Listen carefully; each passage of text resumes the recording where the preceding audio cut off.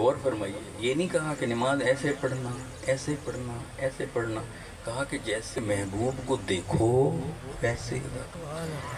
اب اللہ نے دیکھا کہ میرے محبوب نے تھوڑے سے وقت کے لیے صحیح ہاتھ کھولے تھے، تو ایک طبقے کے دل میں ڈال دیا کہ میرے محبوب کی اس ادا کو قضا نہ ہونے دینا۔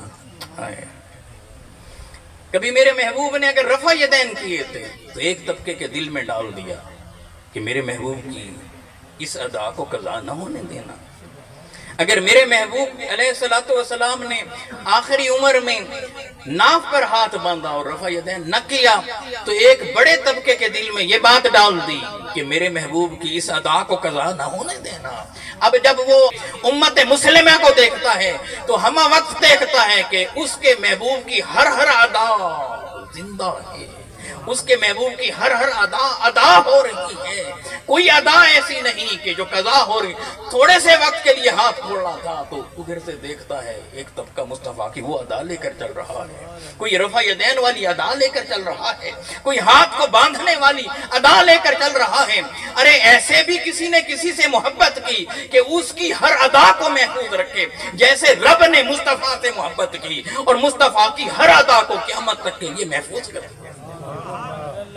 کاش کے جو لوگ رفع یدین کر کے نماز پڑھتے ہیں، سینے پر ہاتھ باندھتے ہیں، علماء ان کے بڑے بڑے وہ 2 رکعت نفل ہی صحیح بغیر رفع یدین کے، بغیر سینے پر ہاتھ باندھے، ناف پر ہاتھ باندھ کر 2 رکعت آقا کی ادا سمجھ کر اس کی ویڈیو بنوا کر سوشل میڈیا پر ڈال دیتے تو بتائیں باقی لوگوں کو کیا میسج جاتا؟ یہ سمجھ تو آتی نا کہ یہ بھی آقا کی ادا ہے۔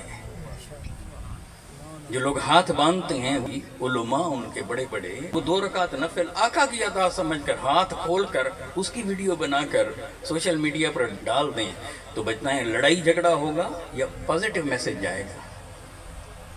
اور جو ہاتھ کھول کر نماز پڑھتے ہیں علماء ان کے بڑے بڑے وہ ناف پر ہاتھ باندھ کر 2 رکعت آقا کی ادا سمجھ کر ہی اس کی ویڈیو بنا کر ڈال دیں سوشل میڈیا پر، بتائیں امت میں کیا میسج جائے گا؟ جوڑنے کا میسج جائے گا یا توڑنے کا؟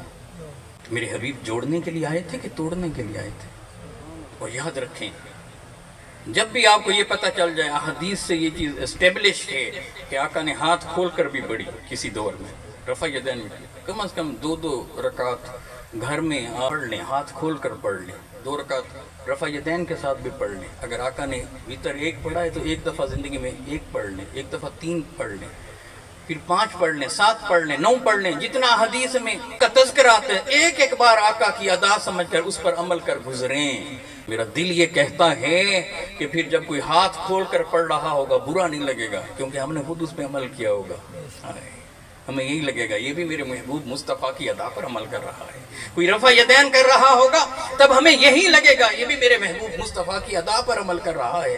گو کہ میرے محبوب نے یہ پہلے یہ ادائیں ادا کی تھیں اور ہم اس ادا پر عمل کر رہے ہیں جو زندگی کے اندر جب دین مکمل ہو رہا تھا اس وقت میرے محبوب جو ادا کر رہے تھے ہم اس پر کر رہے ہیں۔